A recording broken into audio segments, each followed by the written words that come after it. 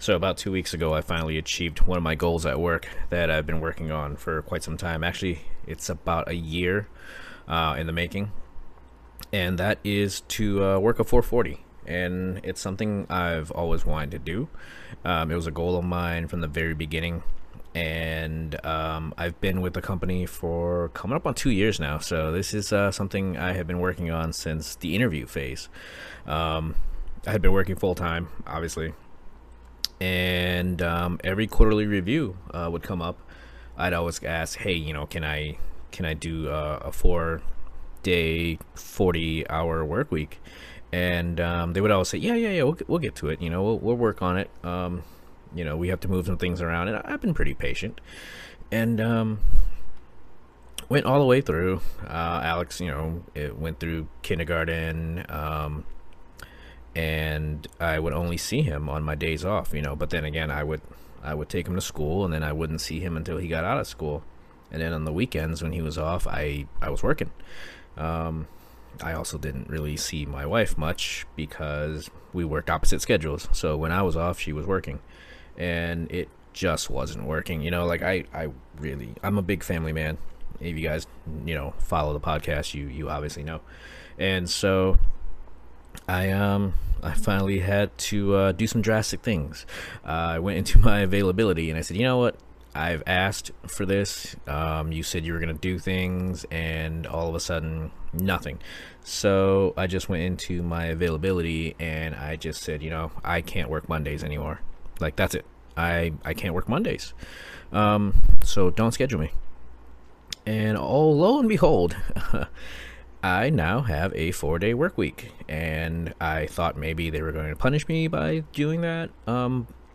But I have 4 days, 40 hours, and nothing. Like, they didn't reduce me to part time or nothing. So guess what? I got what I wanted. I just had to push some buttons, I suppose. So hi, I'm Noe, and welcome to the podcast. For those who haven't listened in a while, thanks for listening. This one, I was supposed to do a video game tutorial episode, but I think this one's more important because this is more important to me as well as my family. And it's one of those things where work, yes, I get it. It's rough, but it doesn't mean you have to do the work day in, day out. Like, you have to have like family life, and I would rather be jobless with my family than work 40 hours a week and never ever see them. So I get why a lot of people aren't working right now, because the pandemic really screwed things up, and you just think about family more. And I get it. I'm not upset about the people who decide, hey, I don't want to work. And I was perfectly willing to be one of those people. Like, if they were going to make me a part-time worker, that's perfectly fine. I'd work part-time. Like, I will find a way to make money. That is not an issue. Like, this company, not for nothing, is the job that the government knows about. And so, like, I wasn't worried about being quote unquote demoted, I guess. And so I made the plunge. I said, "Hey, you guys got me. I've gone way above and beyond. Like, I do not stop when I'm at work. Like, you get every penny that you pay for." And so when I asked for a favor, I didn't get it. And so I just had to put my foot down and take a stand, and I got what I wanted. And maybe more, who knows? I have to talk to a supervisor tomorrow and see what's going on. Good things, not bad. So you're good. But no, I absolutely rather be hanging out with my son doing stupid things than being yelled at by customers all day. So I am perfectly happy where I am right now.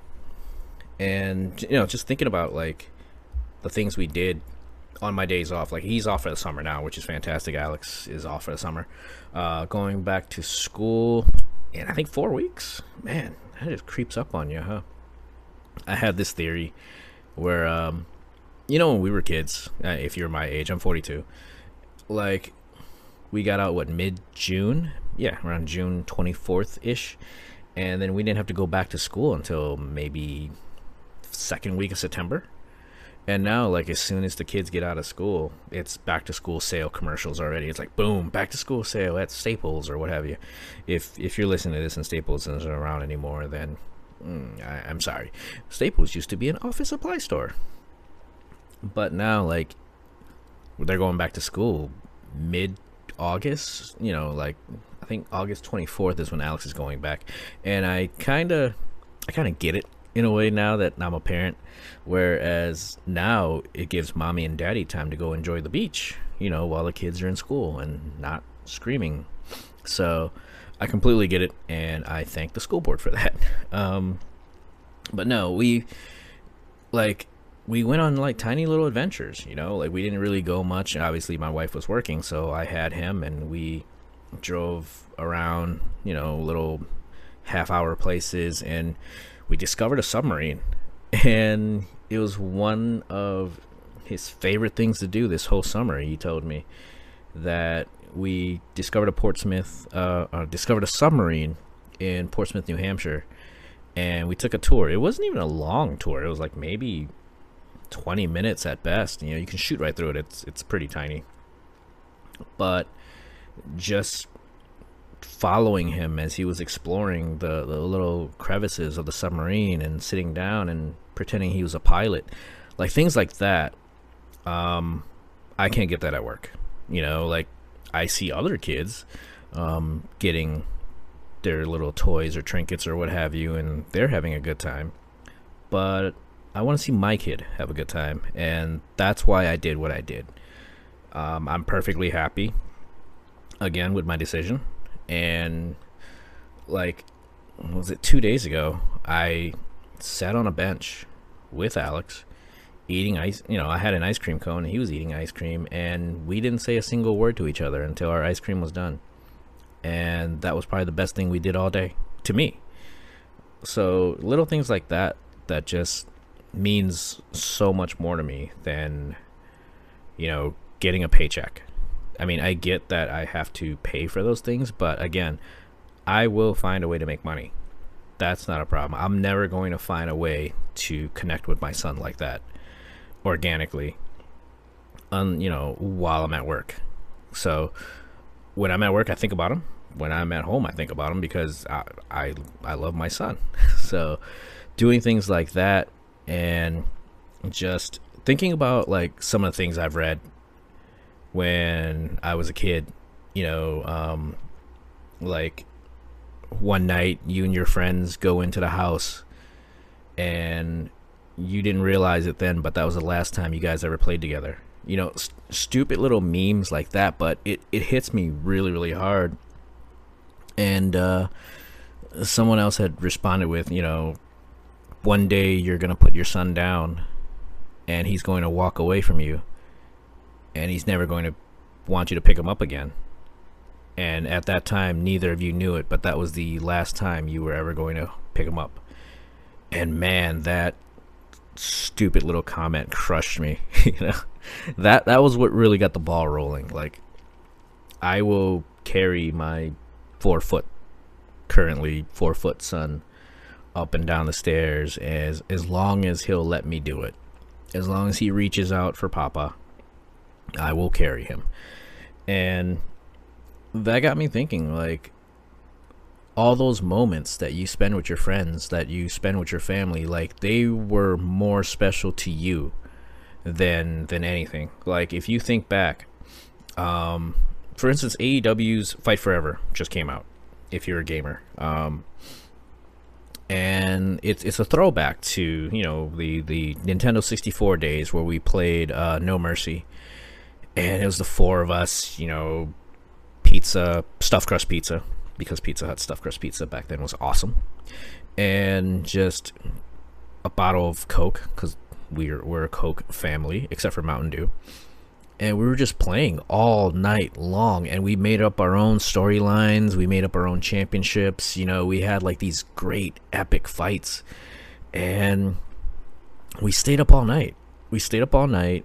We would eventually had to go to sleep when our parents, woke up and heard us still playing. And then we'd wake up and we'd rinse and repeat. We'd do it all over again. And our parents would make us go outside, and we'd go outside. We'd ride our bikes for a little bit, and then we'd come back and we'd play No Mercy. And that is the memory. That's the memory that we all have if you're a Nintendo 64 No Mercy wrestling fan. And so I got AEW, and I'm playing it by myself, and I'm thinking to myself, like, yeah, this is cool, I guess. Like the move sets and what have you are pretty similar. Like, there is some nostalgia there, but it's missing something. It's missing a soul, I guess would probably be the best way to put it. Like, everybody reminisces about GoldenEye, about 007 GoldenEye, again on Nintendo 64, and it's because we all played it together as friends. We played it at home. Some of you guys took it to your college dorms. You were playing it there, and it's the same thing. You got food, you got your friends together, and you're having a blast. And then suddenly you stop, but you still reminisce about those days where you're a kid again. You're making up stories. You're using your imaginations with your friends. You're feeding off of each other, and you're feeding off their vibe. And that's what makes the game great. Like, GoldenEye is out now for the Switch, for the Xbox, for the PC, and it's not the same. It's the exact same game, but no one's talking about it. No one's playing it. It's something that we wished for forever, and we finally got it, and it's just not good anymore. Like, time has passed. Online play, great, but I'd rather have my friends sitting next to me. I'd rather have them eating pizza with me, and that's what makes the game great. Like, it's not the actual game, it's the experience that you have, the camaraderie that you have, the friends that you have. That's what you're actually remembering, not the actual game. The game was just a catalyst. Like, one of those where were you when Kennedy got shot moments, like, where were you when David Tyree caught that football from Eli Manning? Like, David Tyree is no longer in the NFL. In fact, he wasn't even that good of a player, but he happened to have that moment that we all shared together. That's what we remember about it. Never mind that the Patriots could and should have probably gone undefeated, but that little moment where David Tyree caught a ball with his helmet, we remember that, and we think nostalgic about it. We reminisce about it all the time. But again, it was a sloppy play. It was a miracle lucky play, and David Tyree is not a very good football player. But it didn't matter, because that moment was just like, a shocking moment. And that's what games like No Mercy, like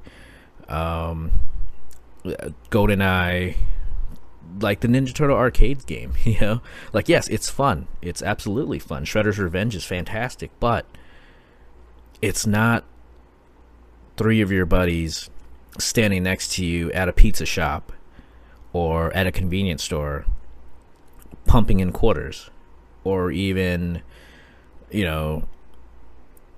just getting an emulator or the cartridge and sitting at home and waiting your turn, that sort of thing. That's what it was about. That's when we play games, or when we watch, people on Twitch or on YouTube. It's just being able to connect with another person. Like, you see that person on screen and you're connecting with them, and that's what it's all about. Just making that connection. But if you're playing online against other people, you don't see them, you're not talking to them like you know them. It's just not as fun. And that's what I'm getting at. Like, just the experience of being with my wife, with my son.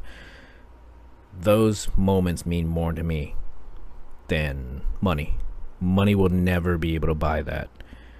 It will help, but But again, if I was unemployed today, I'd still find a way to have those moments with my family. And somebody, I'm gonna keep it really short because I wasn't planning on recording this episode, but I just wanted to put it out there. Someone had said that it doesn't matter to your company how hard you work. It doesn't matter the long hours that you work. No one's gonna say, hey, Noy was a fantastic worker. Noy was great. He worked super late. Yeah, I mean, they'll reference. If you call for a reference, they'll do that for you. Thank you. I really do appreciate that. But no one's gonna say, hey man, great job. You worked late for us. You did really good for us. And if they do, it's all hollow. But who is going to remember how hard you worked, how often you worked, how late you worked, and that's your kids. They're the only ones that's going to remember. Like, you not being home, you being too tired to play with them when you get home because you work so hard, because you work so late. They're going to remember all that. And I want Alex to remember that I was never too tired for him. I was never too hurt for him. I have aches and pains every day, ever since I was a kid. And he doesn't need to know that. Every now and then I'll say, ow, my back, something like that. But he doesn't need to know how much pain I'm in, because he's 6 years old. He wants to play with his father, and I'm not going to deny my son playing with his father, even if it's stupid things like taking pipe cleaners and making circles around our fingers, things like that. If that's what he wants to do, then that's what we're gonna do. So in conclusion, just remember, like, you have kids and you are their hero. You're absolutely their hero, unless you're just a really shitty parent. But they're gonna want to do things with you because you're their hero, because you're their best friend right now, essentially. Take those moments, enjoy them, cherish them. Like, even when he's asleep, like, I enjoy just laying next to him. And one day I'm not gonna get to do that. And the cat's in the cradle and the soup. That's all I got, guys. I really do appreciate you listening to me. Sorry for the short episode, but that's all I got. And so I will see you guys next week. Thanks.